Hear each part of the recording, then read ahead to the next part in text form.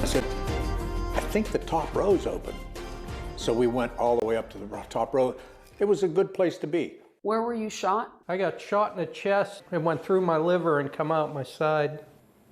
Two men had their lives forever changed when they were shot at a campaign rally for Donald Trump in Butler County. Nearly 1 year later, after trying to heal and make sense of it all, they're speaking only to KDKA.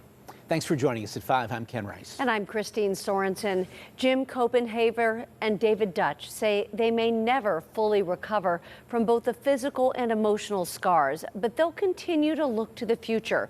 KDKA's Jen Borrasso joins us live. She was the only local reporter invited to interview both men. Jen. Christine and Ken, this is a miraculous story of survival. They both sustained life-threatening injuries. They've been through surgeries, infections, and pain. Physically, it's a day-by-day struggle.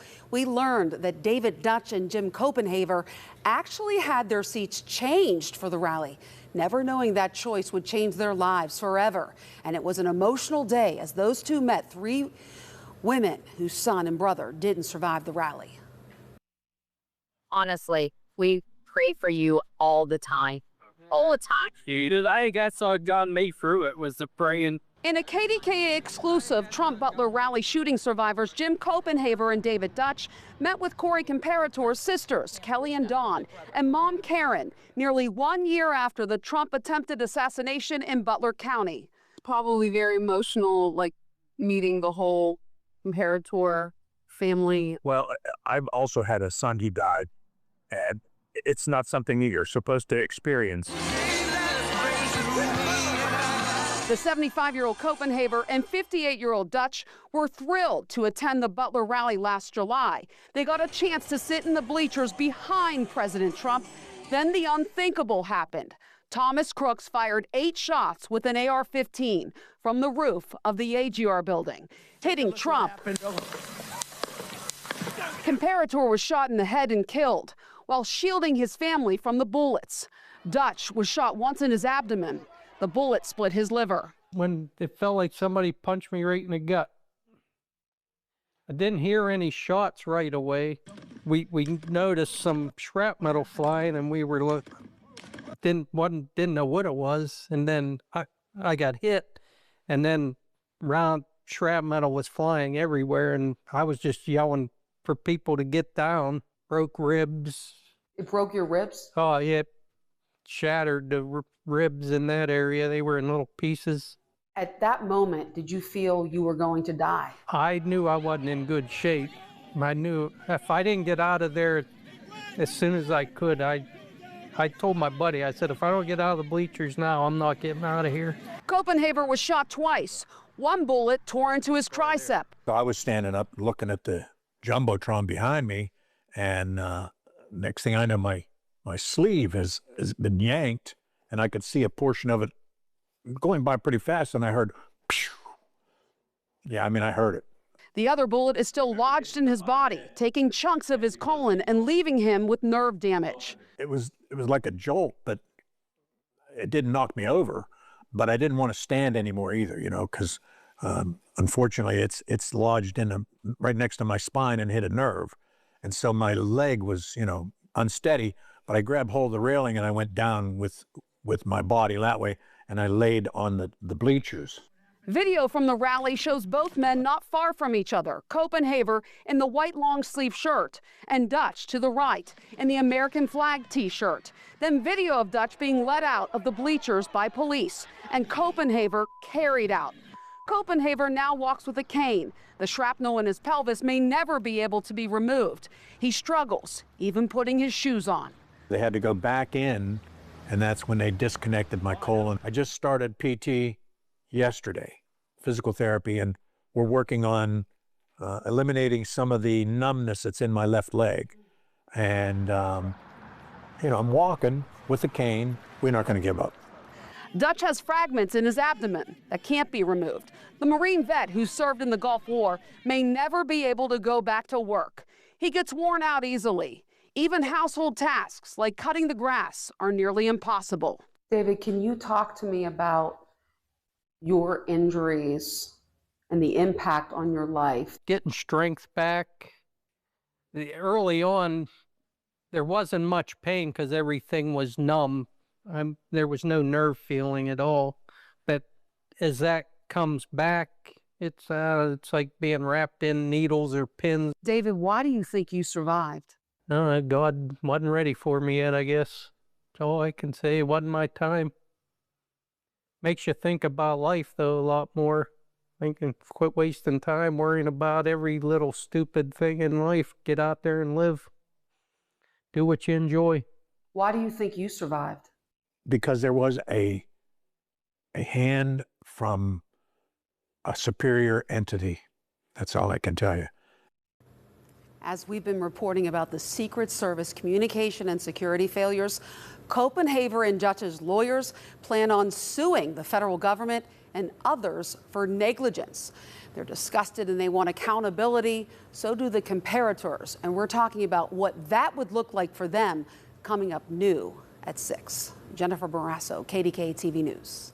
No, God wasn't ready for me yet, I guess.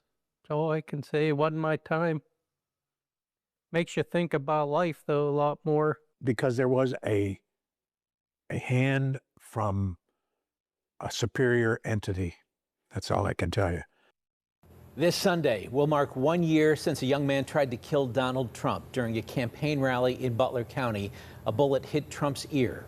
The lone gunman identified as Thomas Crooks. Crooks fired shots from a rooftop. The Secret Service returned fire, killing him. Crooks' gunfire killed firefighter Corey Comperatore and injured 2 others in the crowd, Jim Copenhaver and David Dutch. Thanks for joining us at 6. I'm Ken Rice. And I'm Kim Gable. Tonight, in a story you'll see only on KDKA, the survivors, along with Comparatore's family, are coming together for the very first time. They sat down with our Jennifer Borrasso for an exclusive interview. Jen. Kim and Ken, Jim Copenhaver and David Dutch and members of the Comperatore family are linked by their mutual concern for whether anybody will ever be held accountable for what they believe is gross negligence that occurred on that fateful day in Butler, which has changed their lives forever. God has united us as a family in different ways. Families linked by tragedy, July 13, 2024, the attempted assassination of then presidential candidate Donald Trump at the farm show grounds in Butler. Shooting victims David Dutch and James Copenhaver grateful they survived their life-threatening injuries. For Corey Comperatore's family, the meeting is bittersweet. Honestly, we pray for you all the time. All the time. Dude, I think that's what got me through it, was the praying. My brother doesn't remember what happened that day. And you do. Oh, yeah. So we pray for you, not just for your physical well-being, but you were there. And you have the emotional scars too. And we want God to take care of you. We want God to bless you and continue to bless you and to give you, restore your health. The pain for Corey's sister Kelly and Dawn and his mom Karen, unbearable at times. Your gut punched constantly. Corey, the former Buffalo Township fire chief, loved life. He had a strong faith and was a devoted husband and girl dad. He just turned 50 when he was shot in the head and killed. I miss my boy. No other words. I miss him. I yearn for him. When they say that joy and grief can sit at the same table, that's our life now. There's always something missing. Like his birthday came, and I was so sad. His birthday was June 16th. And I was just brushing my teeth, and I was talking to him and wishing him happy birthday, and I don't see a lot of the things the same anymore.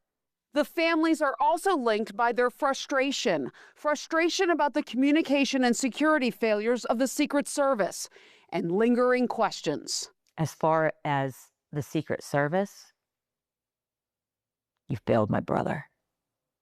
You failed our family. How does this 20-year-old snot-nosed kid outsmart the Secret Service? My biggest frustration is that everybody knew, and we have all seen the videos. Yeah, someone's on top of the roof. Look. They're everywhere. There's people saying there's a guy on the roof. He has a gun. Why did they walk him out? Why?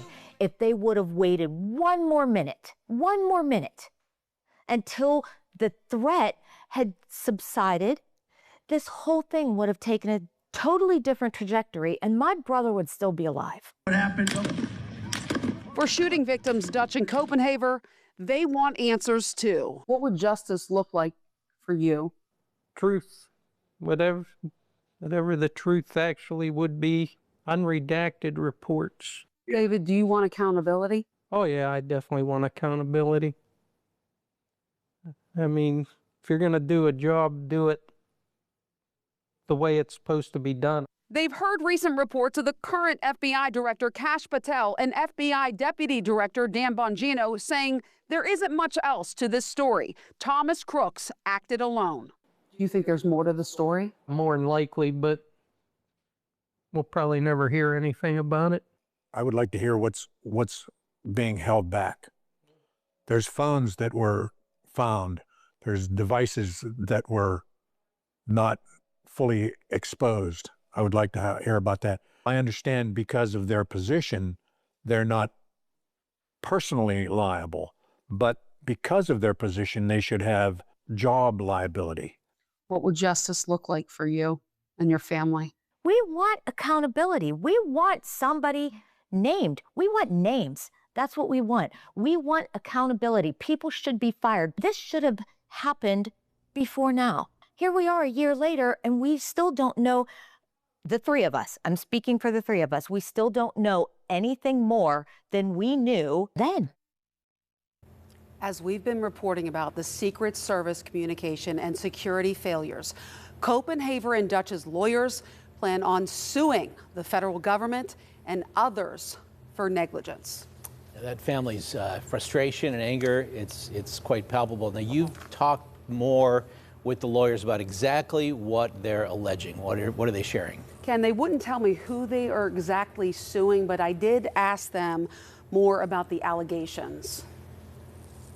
And what we believe happened is that government was negligent in carrying out, their security, their duty of care that they owed to, everybody that was at that rally that day.